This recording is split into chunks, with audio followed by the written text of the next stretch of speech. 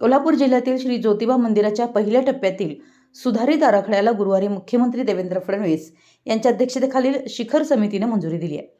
या सुधारित आराखड्यासाठीचा सर्व 170 कोटींचा निधी नियोजन विभागाकडून मिळणार असून त्यात भाविकांना केंद्रस्थानी ठेवून भक्तनिवास, अन्नछत्र, पालखी मार्गाचे रुंदीकरण, सोलर व्यवस्था, घनकचरा व सांडपाणी व्यवस्थापन या सुधारणांचा समावेश आहे। 2 महिन्यांमध्ये आराखड्याची प्रशासकीय मान्यता, निविदा प्रक्रिया होऊन पुढील कामाला सुरुवात होईल। पश्चिम महाराष्ट्रासह आंध्र, कर्नाटक, गुजरातमधील लाखो भाविकांचं श्रद्धास्थान असलेल्या ज्योतिबा मंदिर विकास आराखड्याच्या पहिल्या टप्प्यासाठीच्या 250 कोटींच्या आराखड्याला मागील वर्षी मे महिन्यात मुख्यमंत्र्यांनी मंजुरी दिली होती। त्यावेळी मंदिर जतन संवर्धनाच्या कामासाठीच्या 80 कोटींच्या निधी नियोजन विभागाकडून दिला गेला। ही कामं सध्या सुरू आहेत। त्या पुढील 170 कोटींची कामं त्या विभागांनी आपापल्या निधीतून करावी असं सांगण्यात आलं होतं।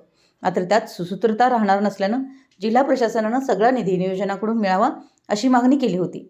त्यावर नियोजन विभागानं भाविकांना केंद्रस्थानी ठेवून प्राधान्यानं करायच्या कामांचा समावेश करून सुधारित आराखडा सादर करण्याची सूचना केली होती। त्यानुसार महिन्याभरापूर्वी हा सुधारित आराखडा शासनाच्या मान्यतेसाठी पाठवण्यात आला होता। गुरुवारी मंत्रालयात मुख्यमंत्री देवेंद्र फडणवीस यांच्या अध्यक्षतेखालील शिखर समितीच्या बैठकीत त्याला मंजुरी देण्यात आली। यावेळी महसूल मंत्री चंद्रशेखर बावनकुळे, वनमंत्री गणेश नाईक, आमदार विनय कोरे, जिल्हाधिकारी अमोल येडगे, जिल्हा परिषदेचे मुख्य कार्यकारी अधिकारी एस कार्तिकेयन, पश्चिम महाराष्ट्र देवस्थान समितीचे सचिव शिवराज नाईकवडे, अभियंता सुयश पाटील उपस्थित होते। जिल्हाधिकाऱ्यांनी आराखड्याचं सादरीकरण केलं।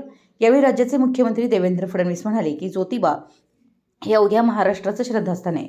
यामुळे विकास आराखड्यातील कामं लवकर सुरू करून वेळेत पूर्ण करा।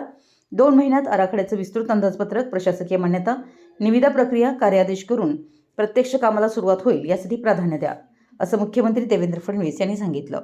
मराठी एस न्यूजसाठी ज्योतिबाहून दत्तात्रय धडेल।